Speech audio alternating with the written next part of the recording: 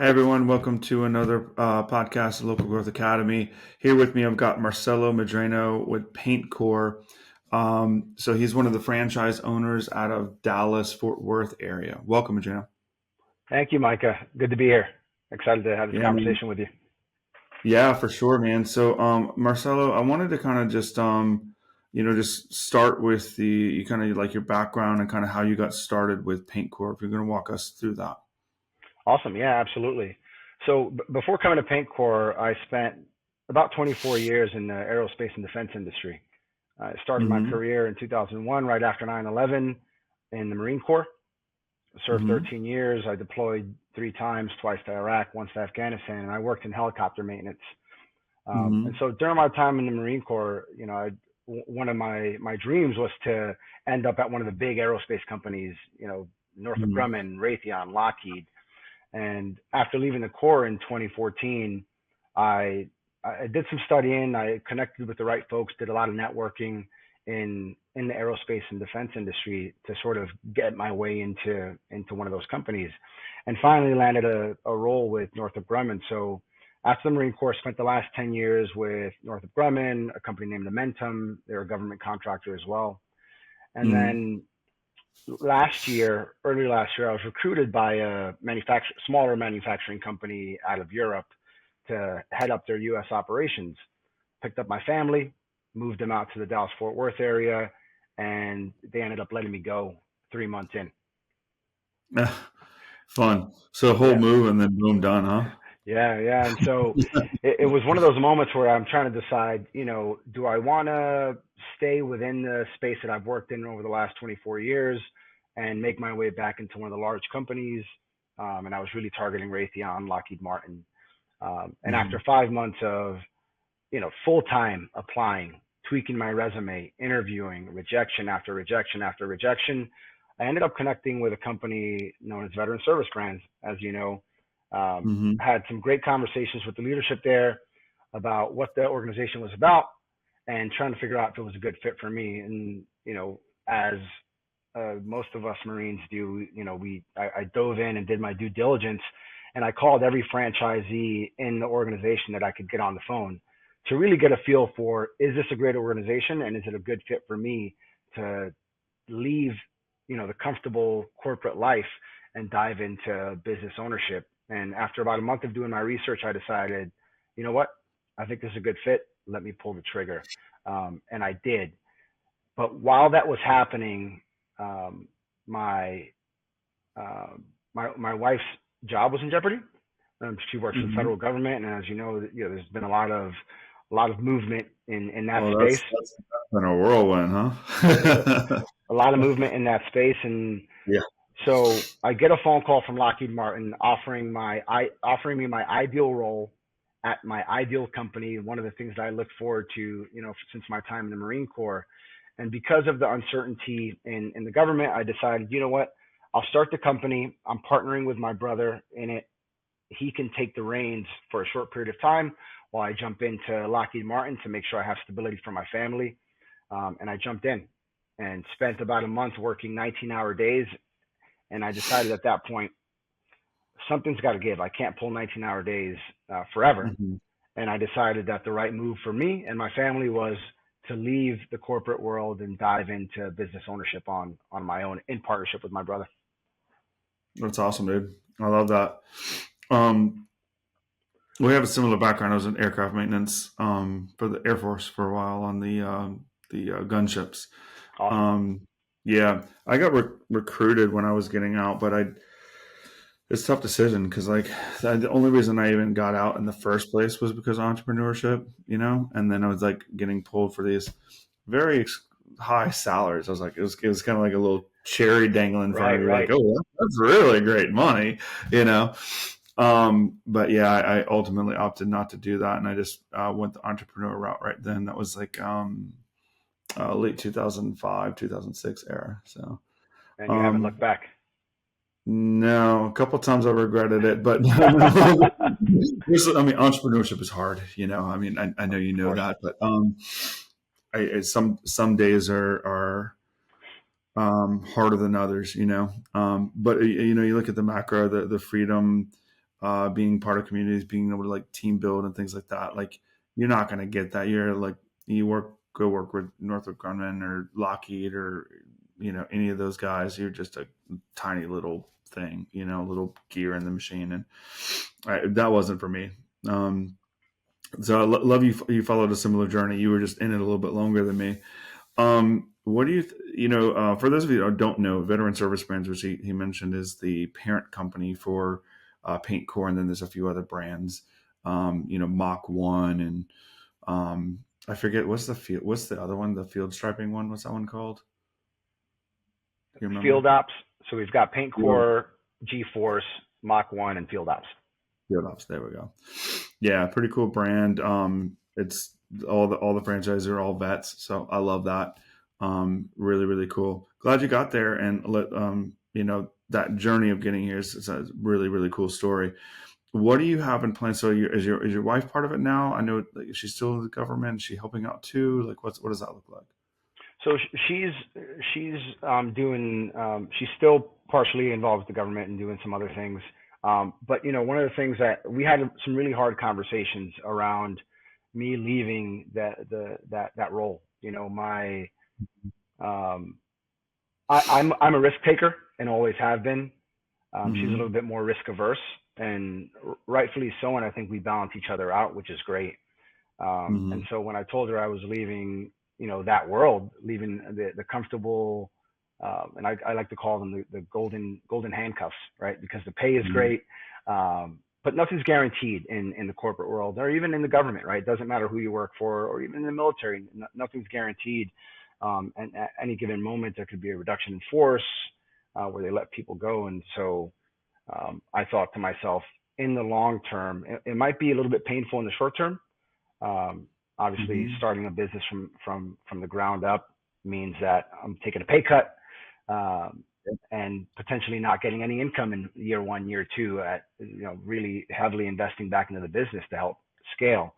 And so some really tough conversations about what that looked like, whether or not we could do it and sustain it. And I put my money where my mouth is, and I jumped in and I said, look, I got this. We're going to do this together.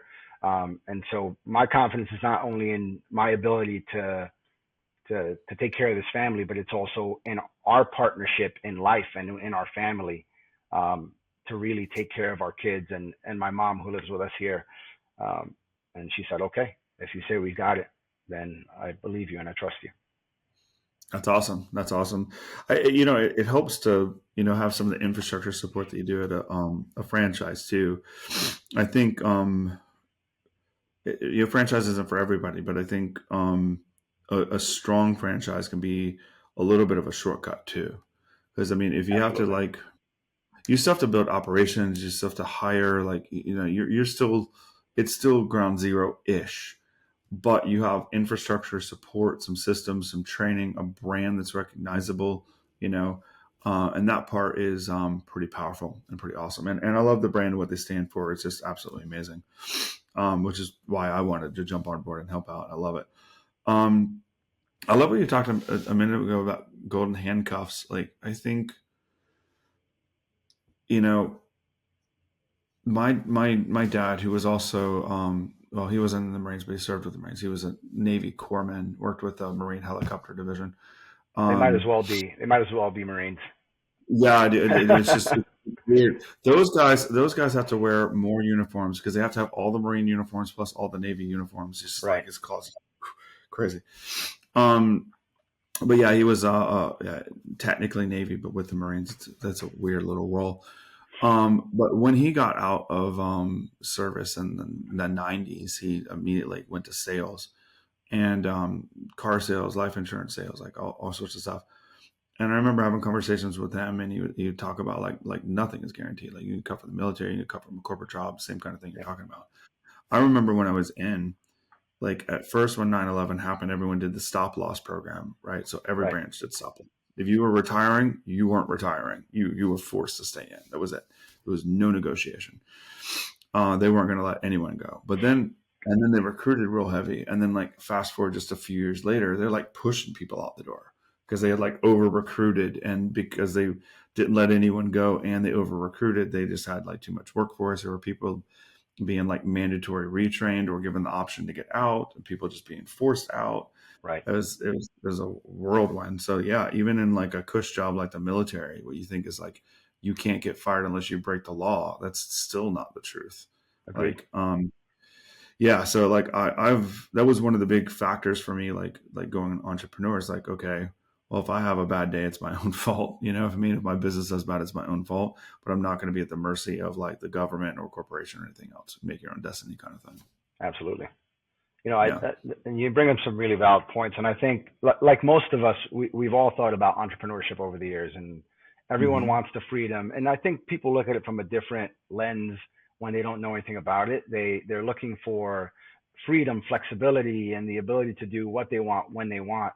But what they don't realize is that in order to get that, you have to put a massive amount of effort and systems and processes in place to be able to do that.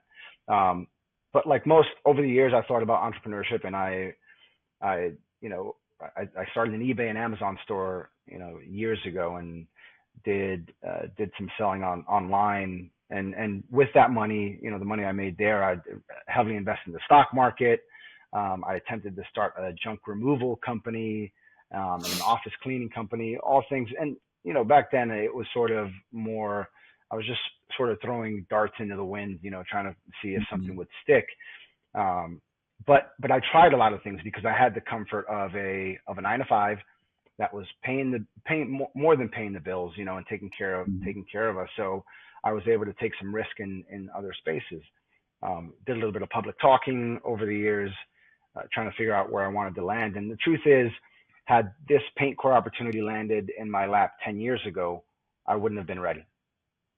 I Yeah. think right place, right time, experience, mindset, all those things are important. And so I think this opportunity came across my desk at the right place, right time, when I was in the right mindset and in a stable enough place with my family that I could say, you know what, I'm going to go try this thing. It's going to be a big risk, but the reward at the end of the day is going to be building a high performing team, building a legacy, and building a financial future for my family that I could not do in a standard corporate job.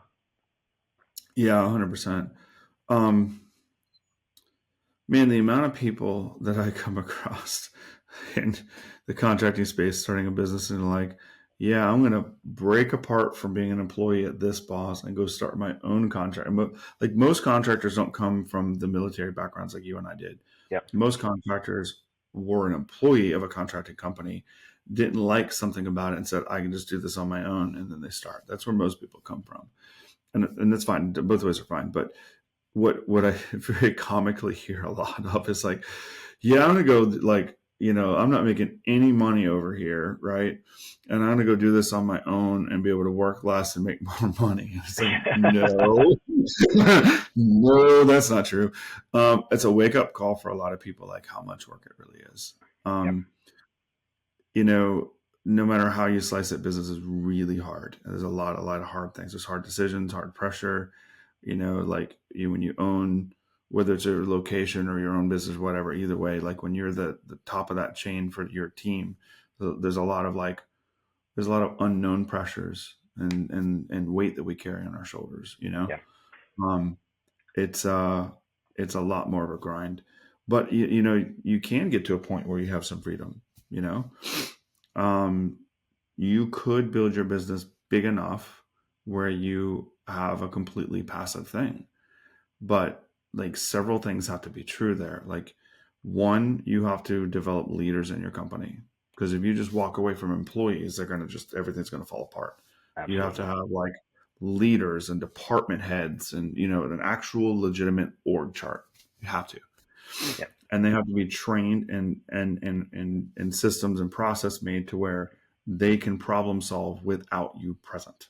You know, they can grow and problem solve and do things without you there, and that takes a lot of training, repetition, systems, processes, and a lot of what gets most people is just backing away and letting them fail a little bit. Yep. You know, um, even with the perfect systems and processes, if you don't let them do that, like they're never going to learn. You only learn so much from a book or from a video, you Yep. actually got to do it a little bit. And Yep. then, typically, I mean, you end up having, like, you have to have a CEO, a COO, a CFO, like if you truly wanted to be passive. And then if like, I had so many people come to me and like, they like want this like freedom of lifestyle thing, but they don't realize how big of a company they actually have to build to do that. Right. Like, you aren't going to get freedom of lifestyle with a $500,000 a year business or even a $1 million business, even a $5 million business. It's not big enough yet. Like, it Yep. really is going to be like 10 million plus maybe to be completely passive, Right. right? But semi-passive though, I think is way more doable, where you're leading the leaders and that's it. You know what I mean? That's where I am in my business. I have department heads running things and I pour most of my time into them and then they do things. So it's, for me, my business isn't completely passive, but it's semi-passive. I can go away for a couple weeks and nothing's gonna burn down. Yep. Do the old 2-week fishing test, and it's still okay.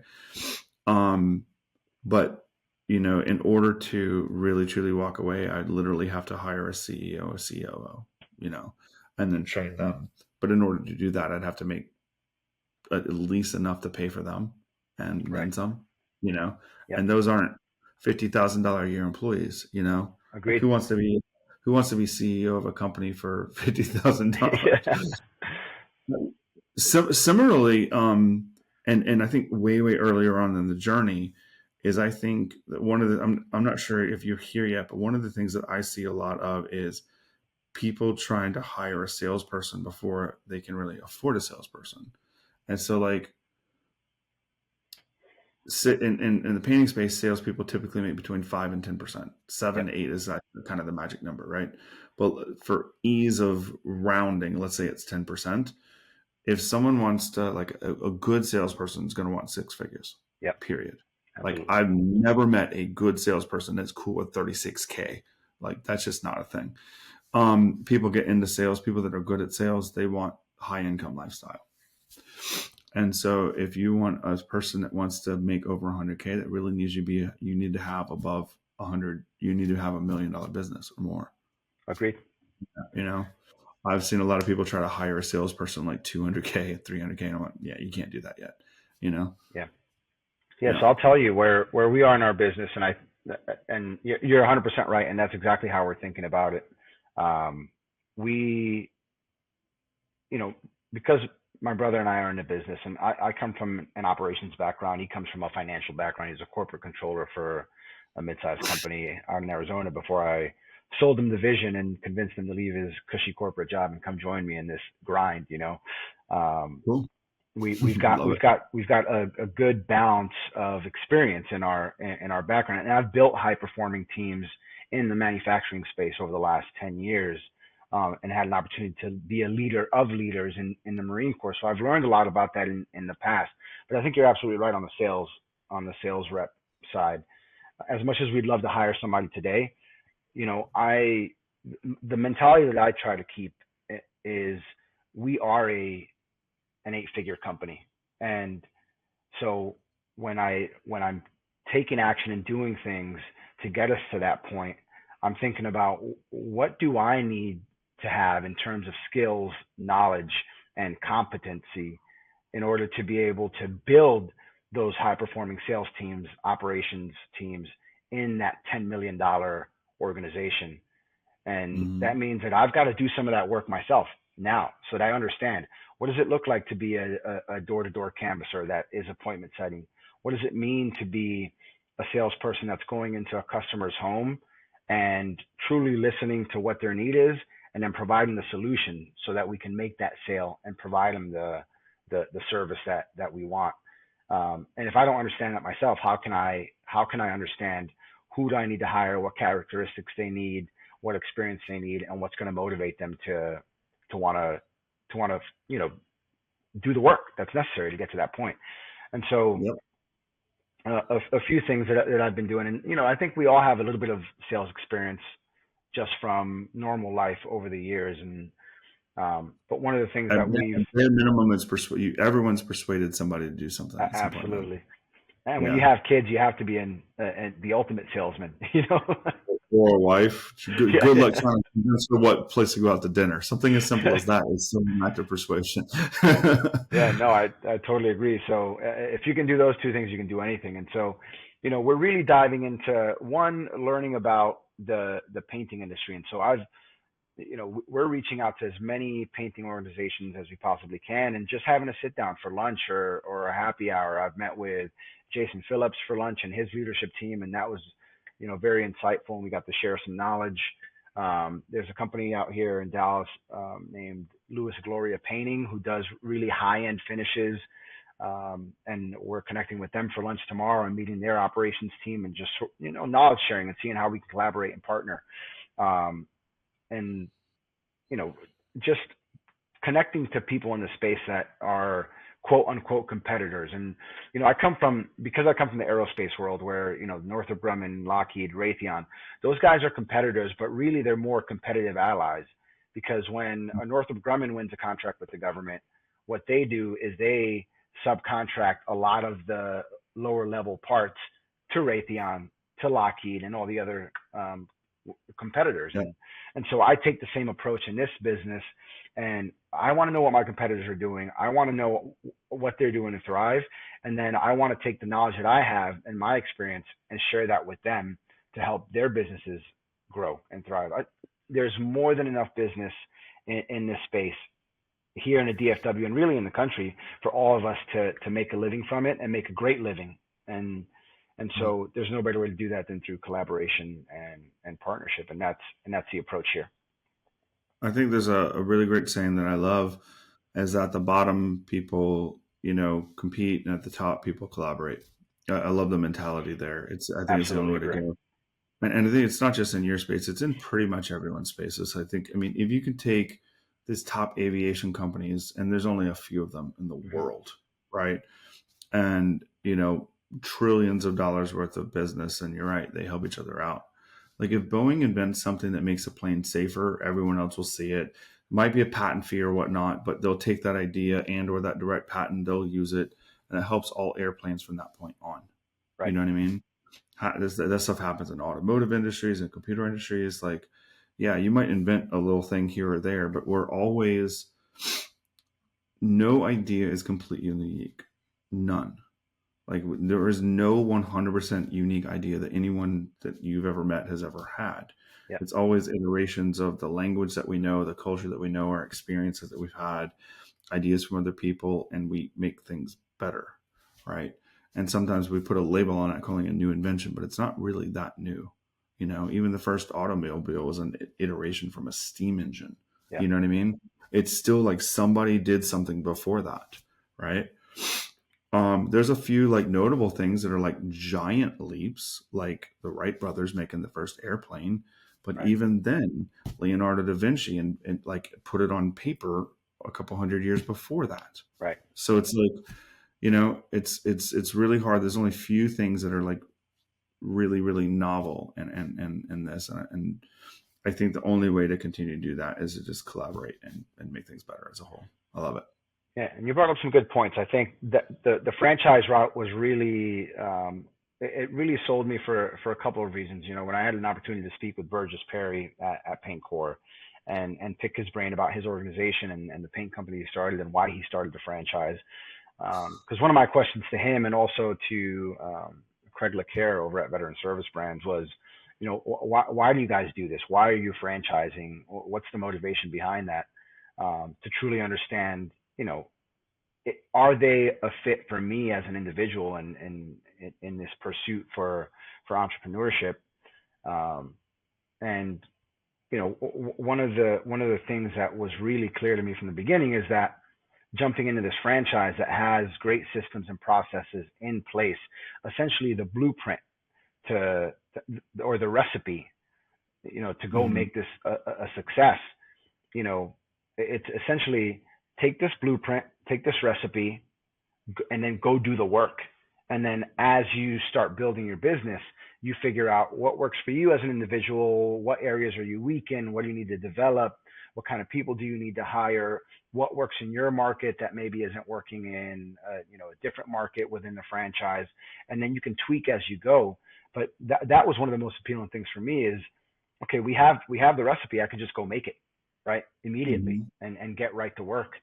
And so, jumping into a space that we're not very familiar with was a little bit scary, and not understanding what it was going to look like in the first few months. And we officially launched in the middle of March, and and and we've got business. We've got 3 crews that work for us. Um, That's awesome. and there's revenue coming in, and it feels amazing.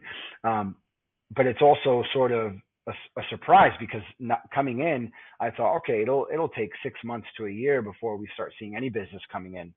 But it wasn't like that. We hit the ground running.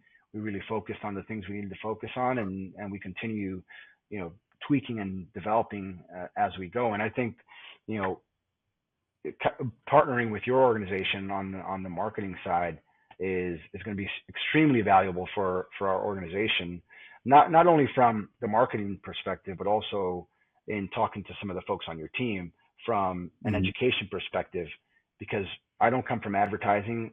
The truth is, I barely understand Meta and Google ads. But your team, Yeah, you and your team have been excellent at sort of breaking it down and explaining whenever we have any questions about how that space that's works awesome. and how we could use it to benefit our business. That's great. It's great to hear. I think that like not dissimilar from your business, but most businesses like can elevate how good they are by how consultative they become, right? So like I one of the things that drove me into advertising and marketing, which I've told a longer version of this story before, so I won't do the long version for this podcast. But basically, when I was going on my first deployment after 9/11, um, I had asked one of my direct supervisors, like, "Hey, we're gonna." The first deployment was like an unknown length. We had no idea how long we are going to be over there, Yeah. and I just asked him. He had deployed in Desert Storm, and I was like, "Hey, I've got this packing list from the military what to put in this A bag, but what else do I need to put in that A bag? Because space is limited, obviously, when you deploy. You get like one duffel, one A bag, and you're gone for Right. months. So it's a lot to put in 2 tiny little bags, right? You got to pack your entire being in 2 bags, and that's it. And for anyone that's never done that, like think about how much you pack on an airplane for a weekend getaway, and then imagine being limited to like a bag for potentially a year or longer. Yeah. Really hard choice is what goes in that bag. And so I went to him and was like, "Hey man, like what do I really need to bring?" And he told me a couple of things that were really funny. One, baby wipes. I know you know that Yep. because you get moments when you just can't take a shower. Bring as Always many baby bring wipes. baby wipes. Yep. Always bring baby wipes. Never bring enough baby wipes. Lots of Listerine, and Yep. um, and then the one that he told me is like, you got to bring like a music player of some kind. Like you got to, because you're gonna have like moments of like craziness followed by a lot of like just dead time and sitting Yep. around. I was like, that's really smart. So I go to like a circuit city and I'm standing around, and like at the time the iPod didn't exist yet, right? So this Yep. is like Toshiba and Sony and all these things, and they all had like tech specs, and I couldn't. I mean, they had differences, but I couldn't figure out which one to buy. I ended up just kind of picking one at random. Did the deployment, came back, and it was in 2003, I think.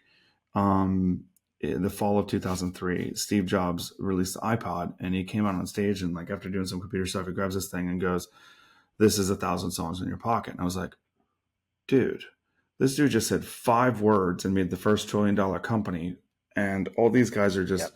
Toshiba and Sony. They're just listing all these things in ways that no one really gives 2 craps about, you know." And I was like, that was a magic trick, like what he just did was absolutely brilliant. And so at that, like I knew who Apple was. I even had an Apple computer at the time, but I really didn't know Steve Jobs' journey, what he'd gone through. I didn't know that he had left and come back. I had no idea of that. I know that it was in public news. I was young and didn't watch the news. Yep. So I went back and studied that. I studied him, his story, the history of Apple, and what they were doing at the time where you had like Windows and Asus and some of these other newer things weren't out, but you had like IBM and Windows and Toshiba and a couple of things, and you got this Apple revolution happening.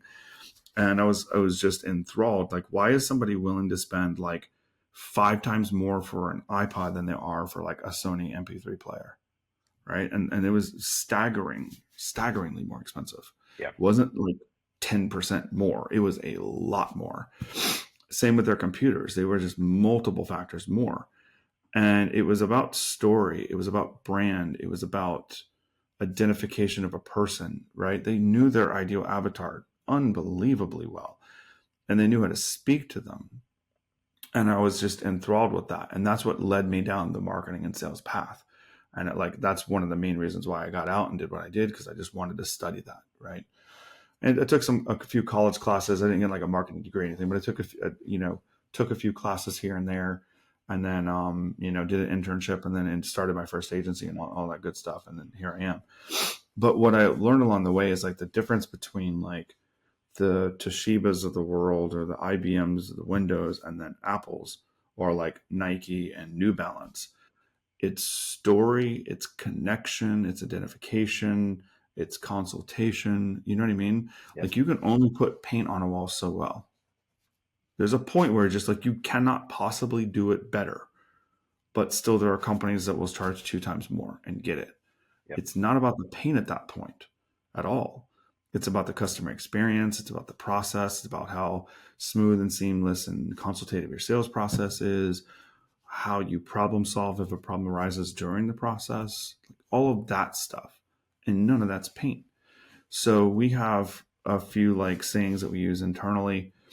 One is that people need, reminders more than they need information. So it's like we have to remind people of processes. Like when we have processes and guides, like, hey, when we come to your home, we're going to do these 5 things.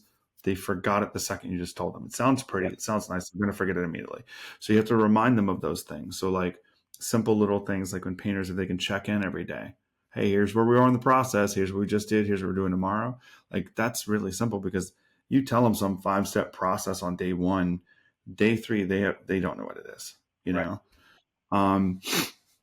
And I think that like just the more consultative we can be, the more helpful we can be, and the better and seamless, the more rounded and seamless that process can be, the better we are.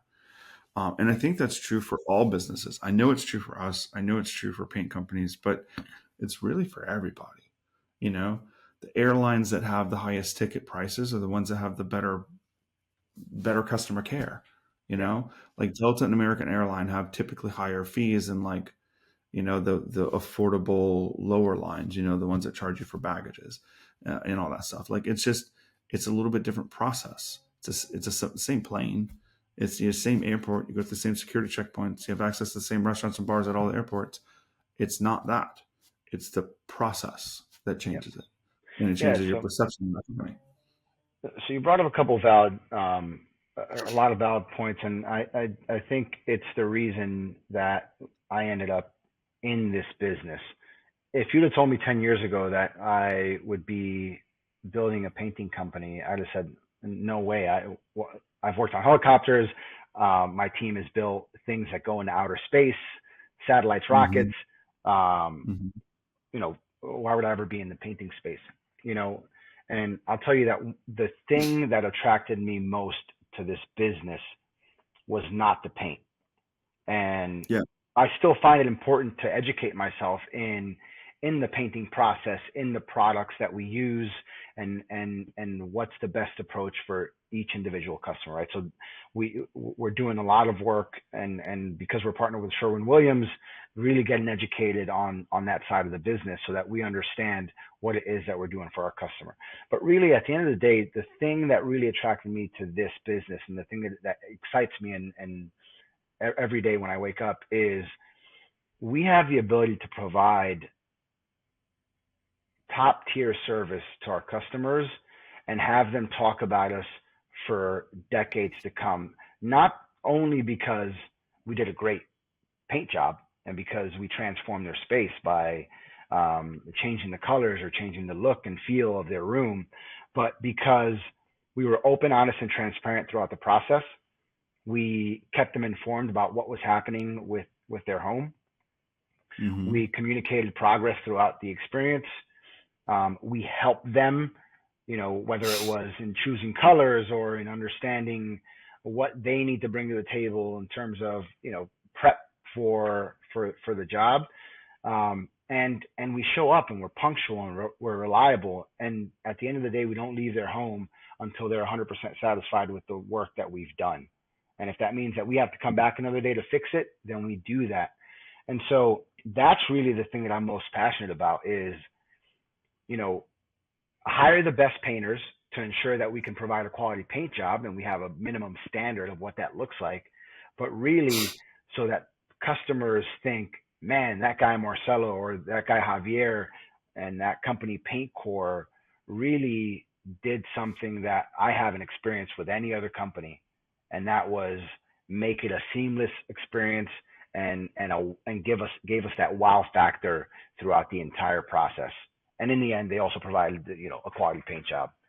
And so, Yeah, of you know, course. I think that that's the thing that really motivates me and drives me every day.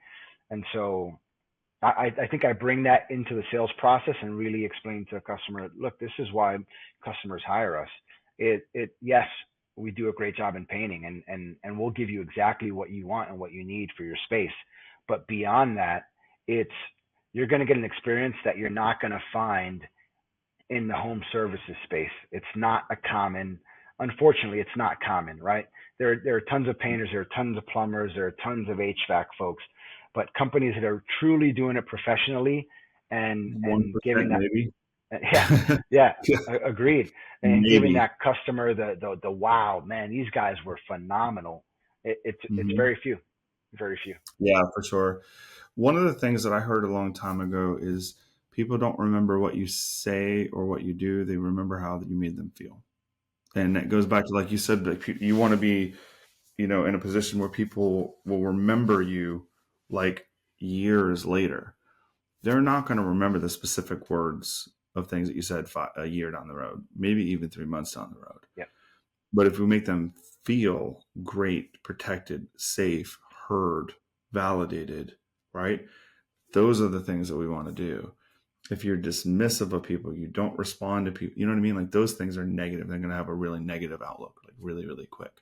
agreed. So for us internally, we try to pay really close attention to the emotional things that are happening, because when we use words to express things, we're using functional words to expressing a infinitely complex expression of emotion, how we feel, right? Yeah, And how we feel is really impactful. It literally, how you feel literally changes the hormones and chemical makeup in your body like that. You know what I agreed. mean? And so those powerful emotions, like feeling betrayed or feeling a victory, right? These are things that we base memories on. If anyone's ever like won a trophy in a sport, you remember that moment. You probably don't remember what your coach said to you 5 hours before you won the trophy, but you remember winning that trophy. Yeah, And those things, those big memories that we have, like you're talking about, they're all tied on emotion. And I think that's one of the, again, going back to the marketing and sales, that's one of the big things that's there for me. But it technically, I think it extends past that. I think like marketing and sales and customer service during the job is all just an evolving form of communication.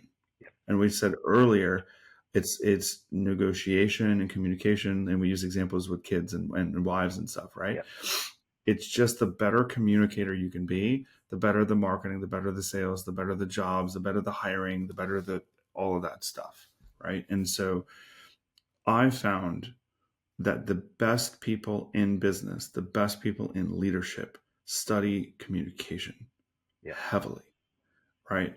And that was one of I think the only thing that I didn't like about the military leadership training I had, it lacked that.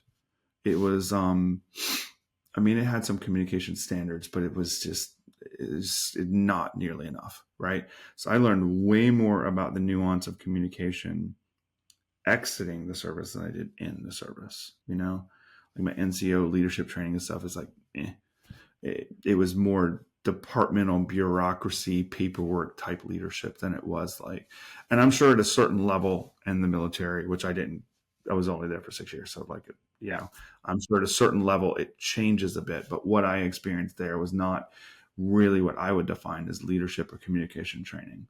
It was like, here's a sexual harassment policy. Don't do that. You yeah, know what I mean? Here's how to write someone up if they're wrong. Okay, great. It's just this punitive model, but it wasn't a let's learn the really deep skills of how to communicate better to make people feel heard and listened to and empowered and motivated. That's how we build teams. You know, that's it's not by punishing people, it's by empowering people. And we don't make happy customers by running them through a process. Yeah, there's a process, but we make them feel happy about us because the process is invisible almost. Right. You know what I mean? Right. They don't feel like they're running through steps. It's just this natural thing, and they're heard and listened to all along the way. And I think that those kind of things are huge for me. I think that the more we pour into communication and leadership, the better we become, the bigger our teams get, the happier our customers get, et cetera. Agreed. And I think on the leadership side, and this is something that a lot of folks miss, is as a leader, it's your job to set clear expectations, for your Mm-hmm. customers, for your crews, for anybody that you hire on as a sales rep or an operations manager. You have to set clear expectations up front, even though some of those conversations are going to be difficult. And I'll be honest, I don't do that great of a job in my relationship. Sometimes, I think, you pour all of it into business and professional world, and sometimes you miss the mark. Mm-hmm. And I made that comment just for my wife if she ever watches this. Mm-hmm. But setting clear expectations up front, empowering the team to go out and make decisions and allow them to make mistakes, but also to act as a guide and a mentor. And I equate it to the little guide rails that sometimes they put up for kids when they're bowling, where they can throw the That's a bowling good ball, analogy. and if the ball is going to Mm-hmm. go off, it just hits this rail and it bounces back. As leaders, we have to act as those guardrails sometimes. Yes, let them make a few mistakes, but if you see that things are on the path to derailing, you've got to provide immediate feedback, even if it's difficult to do, Mm-hmm. and really have those conversations. Hey, it seems like the thing that we're doing maybe isn't working out the best. What do you think would help make this better? What do you need from me in terms of support as your leader? Are you missing support? Are you missing education? Are you lacking a skill that we need to get you right? It's having all those things. And so I think in business, it's the same way. Set clear expectations for your team, but also set clear expectations for the customer, and then follow through with those expectations. And that doesn't just mean, hey, this is what I expect from you as your leader, or as, this is what I expect from you as my customer, but also this is what you can expect from me throughout the process, or in our business relationship, or in the way that we run our company. And then you actually have to go act on those things and follow through, because setting expectations doesn't mean anything if at the end of the day you don't do what you say you're going to do.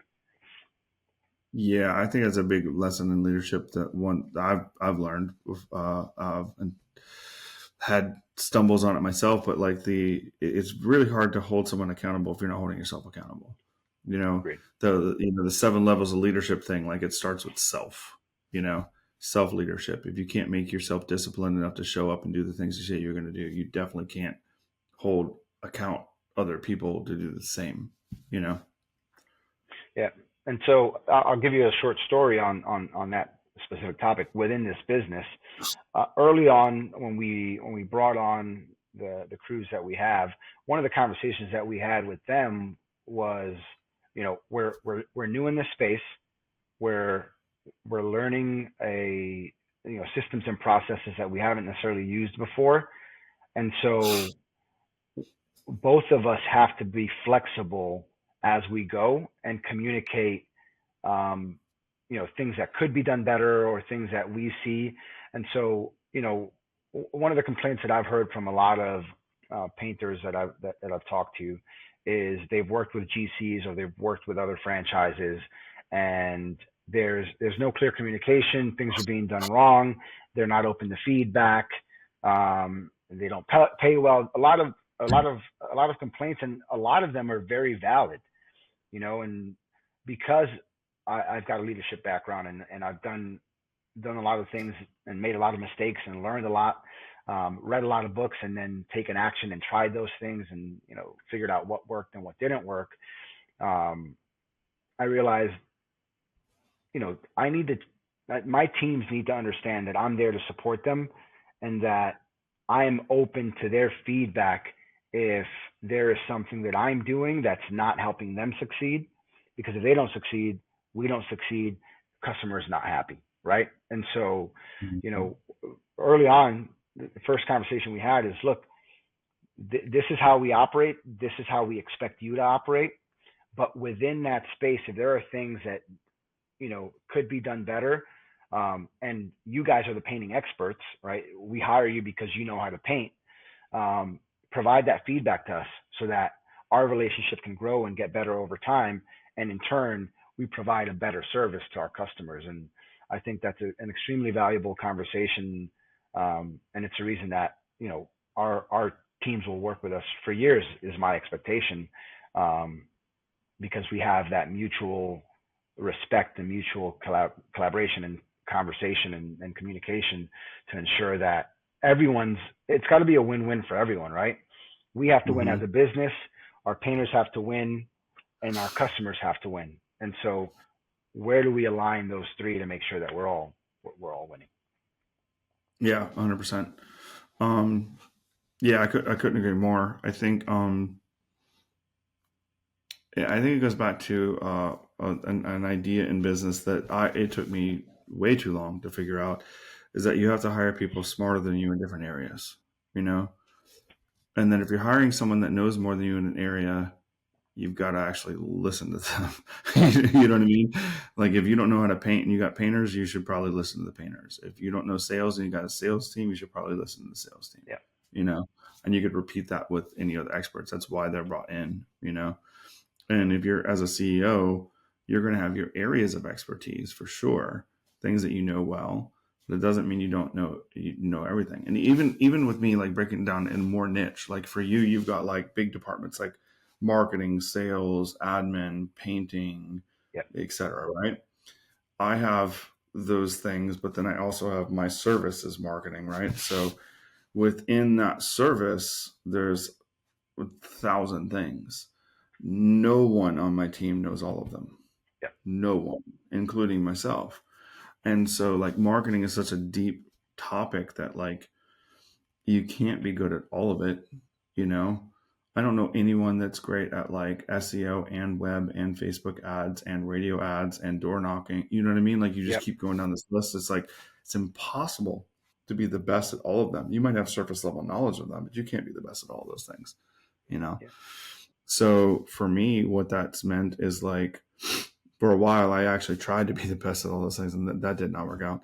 Um, but then, realized I just need to hire people that are really great, And so like we have like video editors and SEO people and content people and graphic designers and web and coders. And, I know a little bit about all those departments. I have a Yeah. couple of those things that I'm pretty good at myself, and all the rest, it's a team thing. I don't think you're going to build a great company if you can't delegate that. And one of the biggest things that I see people that are trying to scale paint companies specifically, it could be any company, but I definitely see it a lot in paint companies that where they grow and then they just stop and they cannot get past it is because they won't delegate and they won't trust those other people. Yeah. And I see it typically happen somewhere between like the 250 and 750 range, and they are just completely at a point where they won't let go of something. They won't let go of this admin, or they won't let go of this sales, or they won't let go of painting. I Yeah. have a client um, struggling for quite some time, mostly with hiring painters. And like when you really dig into the weeds and like talk to them at a deep level, it's just like the verbiage is like, no one can paint as good as me. There's no way you're the best painter in the world. Like no way. There's always someone better. Yeah. But even if you were the best in your city, like come on. You know what I mean? You have to be able to let people make mistakes around you, small ones of course, Right. to be able to grow them up to where they can be as good as you, or even 95% as good as you, or 85% something, right? I'd rather have a team of 10 painters that were 80% as good as me than just me at 100%. Yeah. It's always going to be better. If you do that and you have processes for checks and balances, so you don't have any, big time errors or anything, you're going to be a way, way better company. Yeah, I agree, and I'm in a lot of the same contractor groups and painter groups that Mhm. you're in, and a lot of the other folks, and I see this conversation comes up almost every day in one Everything. in one of the groups, and some guys are just their mentality is there is no one out there that can do X thing, whatever that is, whether it's paint or tape or bed or market, and it's always the same people, and they say, well, I have to do all of it because there's no one out there, and I've tried and I've looked for. But the other side of it is that may be true. They may have tried and looked and found people and they didn't work out. But I think one of the things that I really focused on in my hiring, and I'll do the same within our company, but before coming to this space in manufacturing, is I hired for mentality, mindset, attitude. Yes, we needed skill, right? Because some level of skill. You can't go into manufacturing of space hardware if you don't have any experience and any knowledge. But if you hire just for skill, then you'll always get the folks that can do this one thing, but that's all they can do and they can't grow. But you also have to think of it from this And perspective. a lot of times they have really bad attitudes True, if you hire them just for that. true. But And if then it you becomes drag a team down. agreed, agreed. But if you hire for mindset and attitude, somebody who's positive, that wants to learn, that wants to grow with your organization, and you provide the education and guidance and mentorship, then those people can become whatever you need for your company if you take care of them, right? And so I think a lot of these contractors that I see in that space that are talking about, oh, I can't, I have to do everything because I can't find any good people to do these things. Sometimes you've got to just find the people with the right mindset and then teach them how to do that thing. And then, like you said, be able to let it go and delegate it to them, and ensure that you provide those guide rails along the way until they do become as good as you are in those spaces. Because like you said, you can't scale, you can't grow if you can't let go of pieces of the business and allow somebody else to do those things and run those things. Yeah, and I would add to something, kind of expanding on something you just said, like, people say this can't be done and that can't be done. It's not just I hear it in employees; it's also in like methodologies. So I'll hear people like this kind of marketing doesn't work. Yet there's plenty of people doing it. Like, I mean, I focus on like Google and digital advertising, but there are people out there like door knocking doesn't work. Meanwhile, Justin Georgopoulos is crushing it with 519 Absolutely. painters and has a successful coaching company built on nothing but door knocking, right? And then there'll be someone else who's like Angie's doesn't work. And then there's in every city there's people doing $1 million or more just on Angie's, Right. right? It's not at all that this method doesn't work. And that's just marketing. You could do it for other things too. Like I can't hire like this, or I can't paint like this, or I can't do this process, or I can't use credit cards or whatever, like Yep. literally anything. And every time I hear someone say I can't in the same comment thread, there's 20 people that are just showing how they do it all day long. And it's normally met with disbelief. And I think that the thing is like, it's not about it can't be done. It's the real statement that the only way we grow is going, I don't know how to do that. Yeah. If you can't say that to yourself, you're done growing. And every time I hear people like, I can't find good labor. No, you don't know how to find good labor. Right. This marketing doesn't work. No, you don't know how to market. I can't scale past X amount in my area. No, you don't know how to. And you can literally do it with every single thing. Agreed. And I think that for me, that was unlimiting, because now it's like it's not this fixed mindset. It's not like there's this arbitrary made up like ceiling that I can't go, like a fish bowl. A fish is only going to go so big in the bowl you put it in, Right. right? That's not there.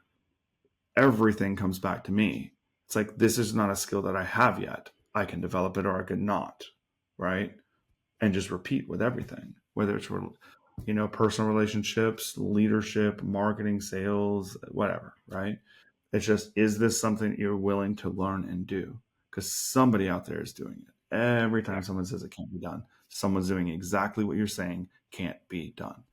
I Yeah. mean, NASA said you couldn't land a rocket, a booster, and then Back on Elon, land. Yeah. not like, no, no, no, we got this. Now, of course, they had lots of failures, right? Sure. But they eventually figured out how to, instead of just throwing these giant things in the middle of the Atlantic Ocean, to be able to land them and reuse them and refuel them and put them on the next mission. Yeah. That was something that, like, the top scientists in the world for 60 years said couldn't be done, and then one dude just figured out how to do it. Yeah. So yeah, I love that idea, but I think it's just empowering to realize that it really is ourselves, and it's okay that you don't know everything, but like, don't put it on like society or the system or other people. It is ultimately just us that holds ourselves back. Yeah. And I see the comment all the time that, those folks are lying. If they say they're doing that thing and it's being successful, they're lying. They're making it up. Show me the Mm-hmm. numbers. And my approach is this. I want to start a door to door. I want to build a door to door team, and it's one of the things that I'm currently Mm-hmm. working on. So I figured out who was the authority on door to door, and it's Justin. So I reached out Mm-hmm. to Justin on Facebook, said, "Hey, this is what I'm looking to do. Would love to jump on a call with you and chat and learn more about how you do that specific thing." And we actually had a call scheduled today. You had to push it back an hour. I said, "Well, I can't because I'm going to be on a call with Micah, so we'll have to reschedule." So I'll get back to him on that one. But I want to build a door to door team. I went and found the authority on that topic to learn how they're doing it, because Yeah, I see 9 out of 10 comments in those contracting groups of folks saying, "Yeah, door to door worked back in the '80s. That doesn't work today." and it doesn't work now. And dude, Justin's pretty young too. Yeah, He's sharp as a tack. Really, really great dude, and super smart. Knows sales, knows door to door. Like, he's really, really killer. He's a great resource. Um, and his coaching community is amazing too. So yeah, I love that. Find the best and learn from the best. agreed. But don't sit back and go, it can't be done. Yeah. You know what I mean? Yeah, I don't like that mentality at all. And I know you've heard the saying, but if you believe you can't, you can't. If you believe you can, right? Yeah. And that's so true about anything, man. Um, maybe you can't defy the laws of physics and fly like Superman, um, but somebody will come up with a way to do that someday. Hmm. Yeah, I don't know, man. I follow a lot of science channels because I'm a kind of a science nerd. But Yeah, like, for years, like, teleportation is like, it's all myth. And don't get me wrong, they've not teleported people or animals or anything, but they did figure out how to teleport atoms. yep, As in, moved it, just spontaneously moved a distance. With you know, so okay, at least at that really, really subatomic level, it has happened. So like, that's something yeah, that we thought was just in science fiction books, and then someone figured out how to do it. Now, I don't know if it's possible to move people like in Star Trek or any of that other stuff. You know what I mean? But yeah, generally speaking, throughout history, these things that, like, it's actually kind of interesting. Science fiction books have kind of done it along the way. Like, people are flying, people under the sea, like, and then all of a sudden, people end up doing it. yeah, They figure out a way. And I think that, if you, going back to what you said, if you believe you can or you believe you can't, you're right. If you believe you can, I think the difference is you become persistent. I think that's the key to being good at anything, is persistence above all else. yeah, Like, if you can do something and show up every day and do it again, if you think about, like the path of being elite, like, say, like an Olympic swimmer, let's say like someone like Michael Phelps, which is a popular name that everyone knows, yeah, right? Don't get me wrong, he was good before he won gold medals, but what was that curve like for him? When you think about it, it's just like this grind of do, not winning anything, and just showing up and doing all this work for like over a decade. You know what I mean? Very, very long period of time. And then it comes together in that one moment and you finally win. You know what I mean? Like, making it big in a business, like scaling your business, is kind of like that. Or I mean, it technically never stops, but you'll have these moments that you'll mark as like these big wins, right? But the path to get there, it feels like you're losing every day.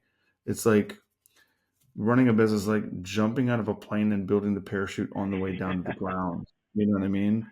And you're like just hoping that it works and you do it soon enough.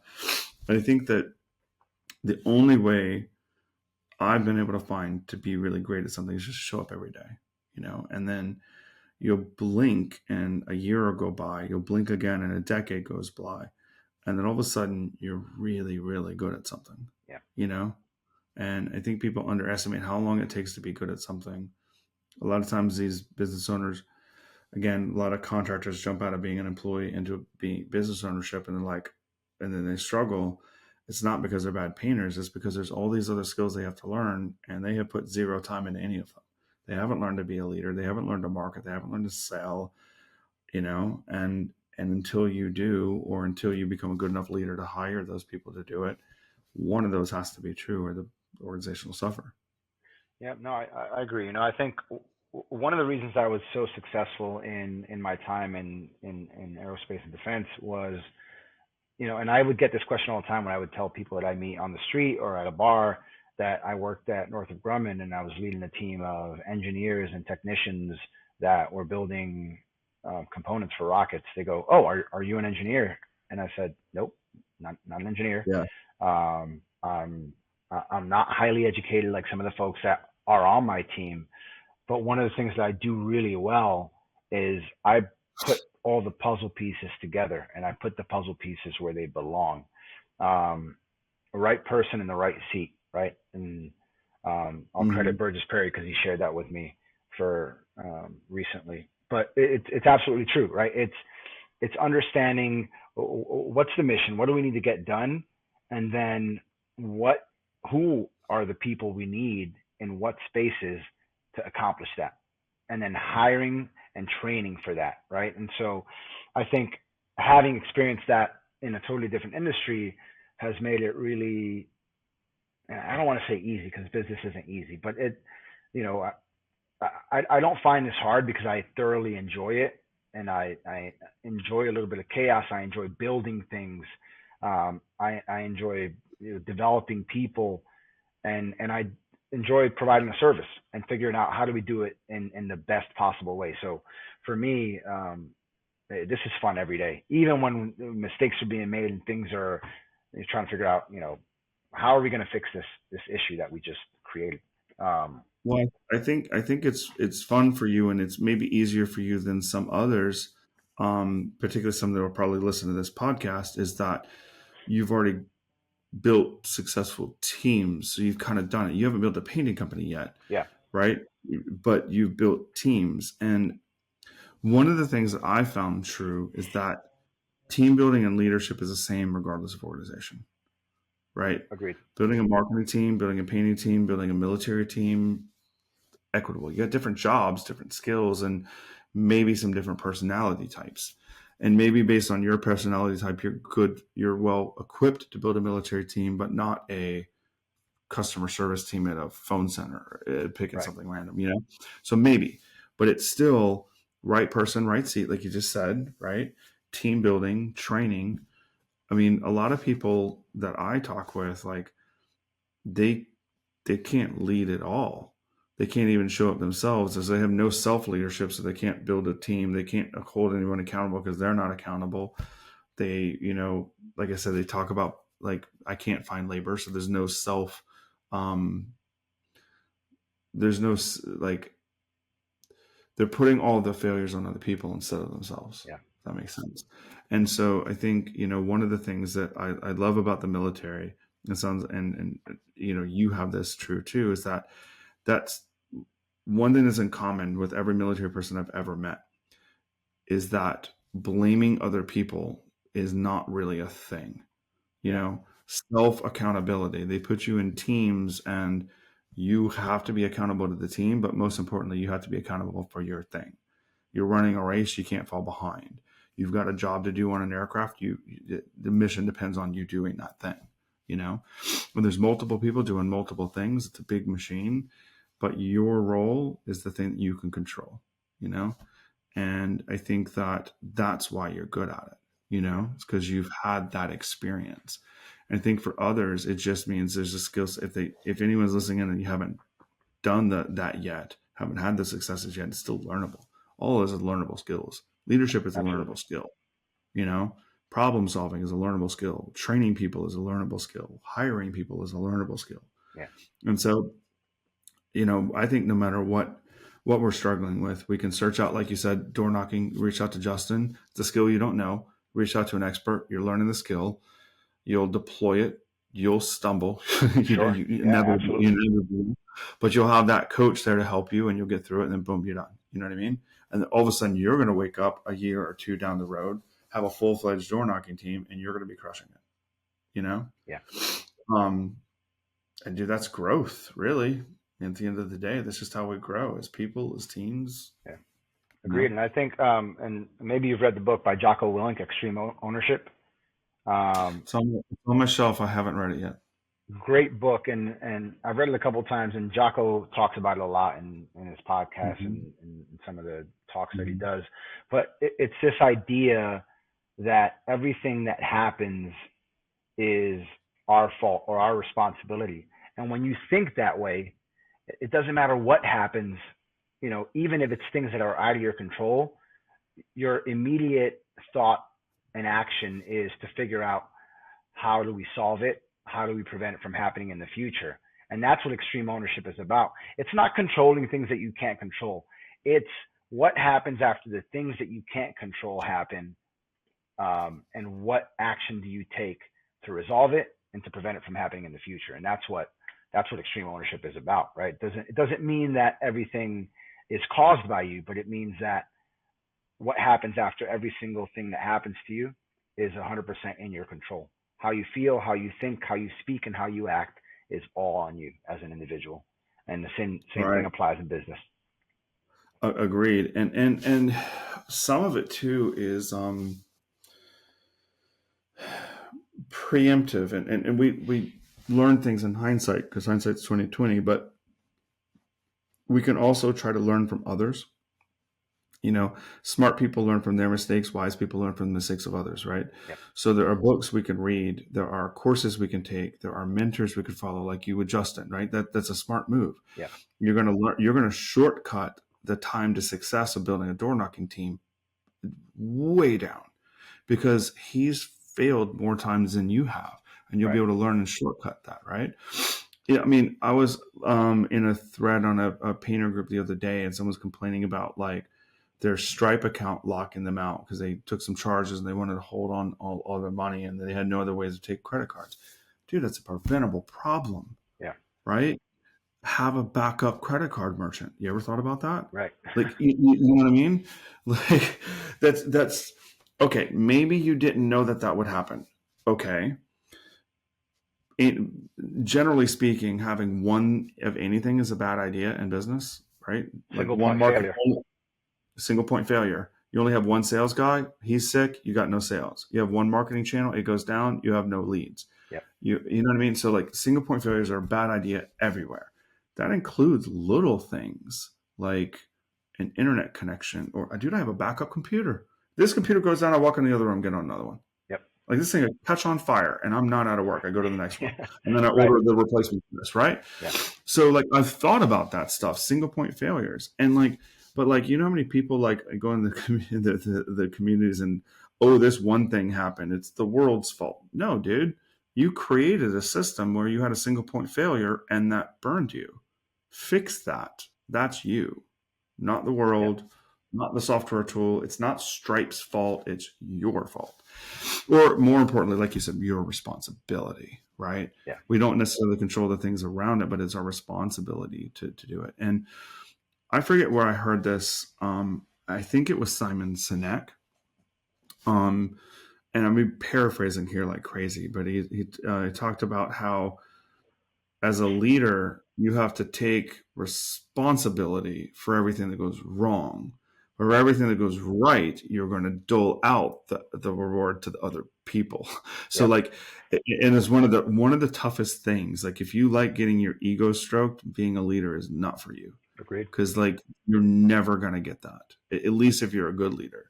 Every time you have a win, it's always your team's doing. It's your marketing, your sales, your painters, your customer service people, your project managers. They're the ones that made it all happen. And if something goes wrong, it's our responsibility to fix the issues that we made, and we take ownership of that. We'll ask for our team's help, of course, but we'll take ownership of that problem. That's my fault that we did that. Let's fix this together, and then you make it and you go forward. And then when you win after that, it's their win again. You know what I mean? Yep. And I think that for me, that was a really big lesson too. It's just like, it's never my win. It's always their win, and it's never their fault. It's always my fault. And I think in 2025, with the availability of information, education, connectivity, there's there's no reason that anyone is making the comment that something doesn't work, or they don't know how to do it, and or they failed at this thing. Look, we're all going to fail. We're all going to make mistakes as we go, but someone somewhere has done what you've done and has made the mistake you've made. And so even if before that moment you didn't know, okay, I should have had a backup for this thing, go find it, connect. And I mean, those groups that we're talking about in Facebook, they're great, because there are a lot of great folks in there that have already made the mistakes Really that helpful. we're making Really today, helpful. you know, and share that Mm-hmm. information. And of course, you're going to get the naysayers that are going to say, oh, well, that Yeah. thing doesn't work, or this thing doesn't work, or I tried that. But there's another 100 that have done it and have been successful. So instead of listening to the guy that's saying, no, that doesn't work, go to the 100 that have said they've done it and it works, and figure out what they did and how they did it. Mm-hmm. And then apply that in your own business, to get that result, and it might take a couple of iterations where you try this one thing and you realize, okay, it worked for them, but maybe it worked for them because they have a slightly different, character or way of communicating. So maybe I need to tweak what I'm doing here and tailor it to my personality, because that also plays a role, right? Especially in sales. Of Not course. not everyone can sell exactly the same way because our personalities are different. Um, and so that plays a factor. But there are 100 people, and I think this goes back to my comment earlier, where jumping into the franchise was a great opportunity, because the blueprint is there.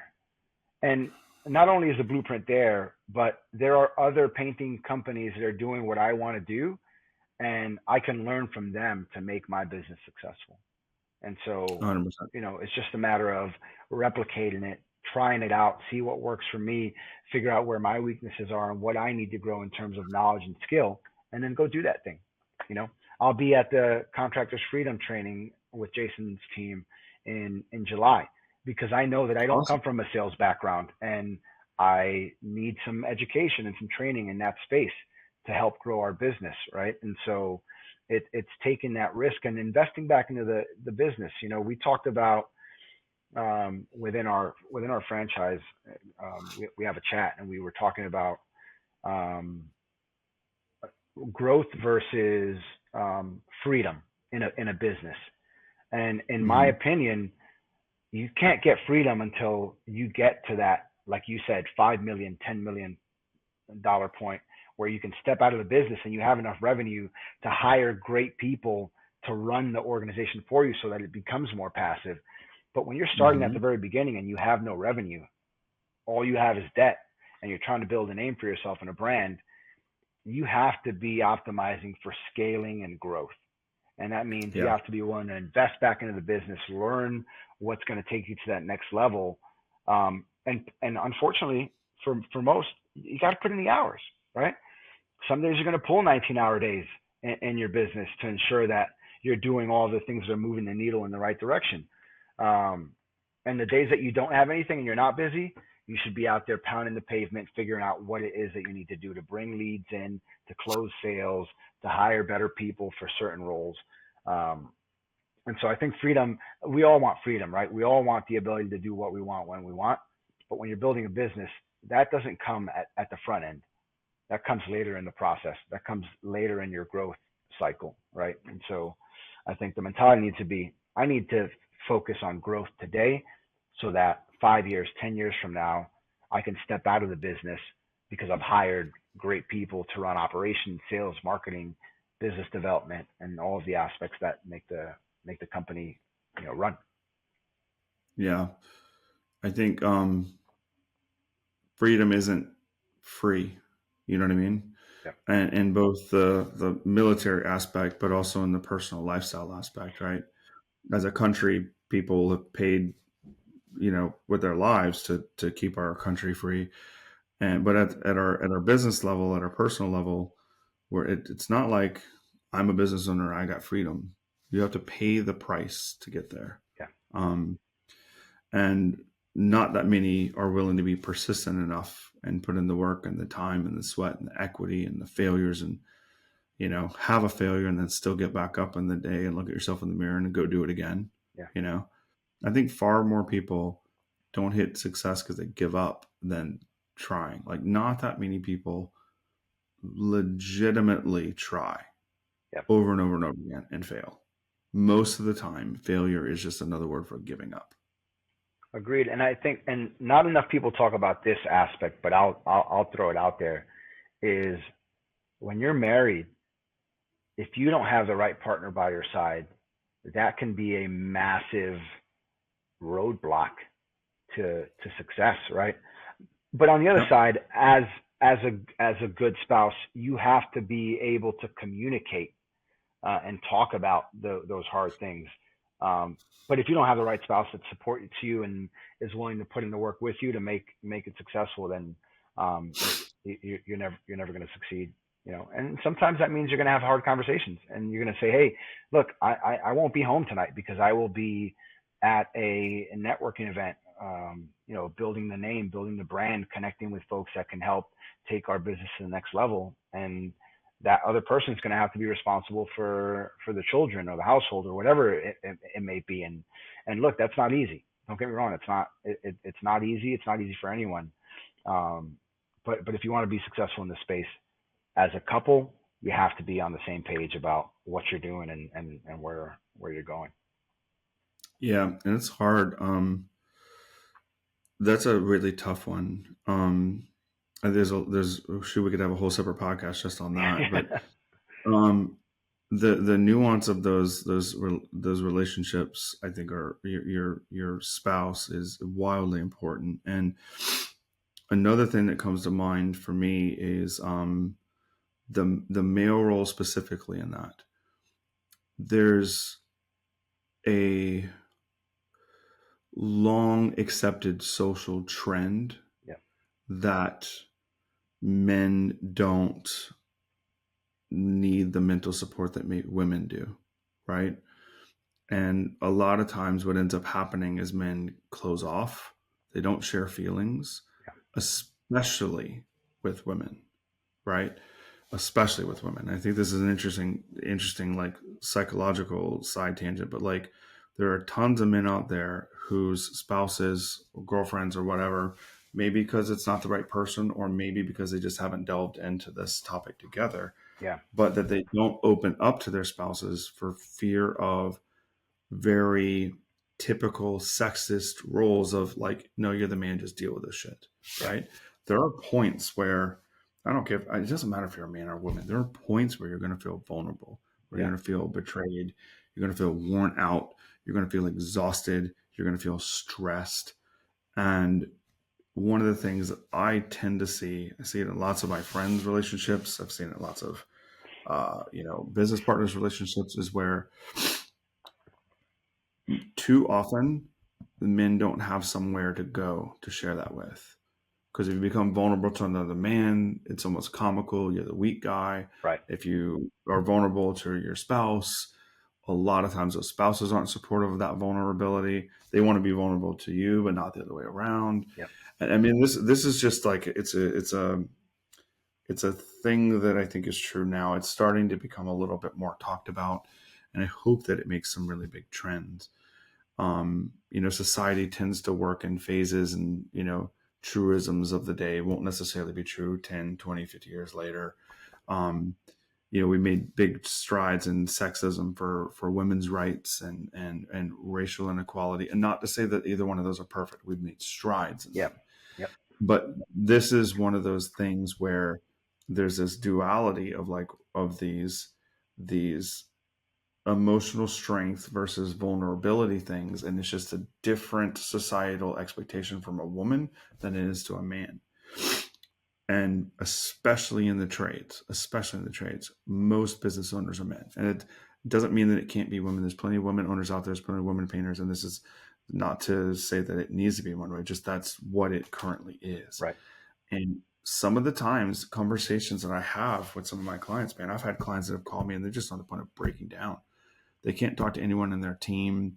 They can't talk to any of their peers. Their wife won't listen to them. Like I've had that conversation more times than I care to admit. Right. Right. With just a guy running a painting business, running a contracting business of any kind, and at a point where there's just no one to talk to. Right.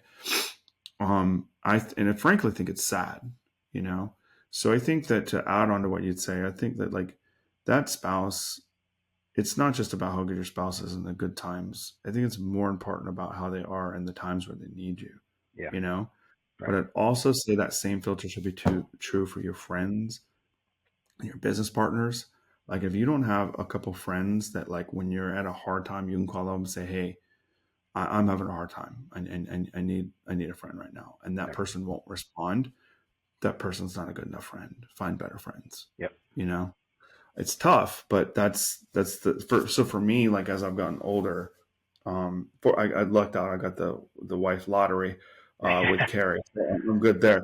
But from the friendship side of things, I've phased out countless friends just because, like, in the time of need, they didn't want to listen. They weren't there when it mattered. They're only there Right. at the parties, right? That's not from everyone can be friendly at a party, right? Can you be there for me? Can I be there for you at our times of needs? Yeah. That's the mark of a good business partnership, a good spousal partnership, a good friendship, right? And I think it's just something that's way too often overlooked. Yeah, I think that's a tough one because I think about myself, for example, and you know, when I'll use a time period where I was unemployed. There's no one in my life outside of my wife that knew that it was a struggle, man. And there were a lot of days I was gung ho and I was like, hey, let's go. I'm applying. I'm tweaking my resume. I'm looking for roles. I'm interviewing, doing good. And there were some days where I would wake up and I'm like, Jesus Christ, man, how much longer am I going to have to do this? And I was putting 8 to 12 hours a day, into tweaking my resume and applying and looking for roles and connecting with recruiters.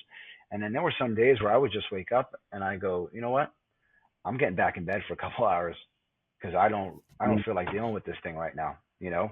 And Yeah. and then I chat with some of the folks that I'm, close with, friends, and they were all like, oh, you make this whole process seem pretty easy, or like you're not struggling. And luckily, from a financial standpoint, we weren't struggling, because that's a whole nother beast Whole nother layer. in itself, Mhm. right? And I've been there before, where I was living paycheck to paycheck.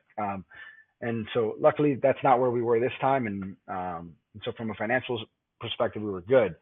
But from mentally, I was thinking, oh man, I've been a high performer my entire career, and now I find myself unemployed for the first time. I know what I bring to the table, and none of these companies want to hire me. Either they don't want to hire me, I get beat out by an internal candidate, or somebody, or they tell me that I'm overqualified for the position, and there's no way that Yep. they could pay me what I deserve to be paid based on my experience. So all those things, but that eats at you, man, every day. And you know, there were days where I would just It's lay down and it's a curl up into a it's a little ball, man. And that, micro identity. you know, It's a micro identity crisis, yeah, right? It's like yeah, um it's not like in the movies where like you have the 40s identity crisis go out and buy a Porsche, but like it hits everybody differently at different points in different ways. But yeah, if you have this value you in the workforce and then all of a sudden no one sees that value, that is tougher than some people are willing to admit. yeah. You know, yeah, it's interesting. Um, I think that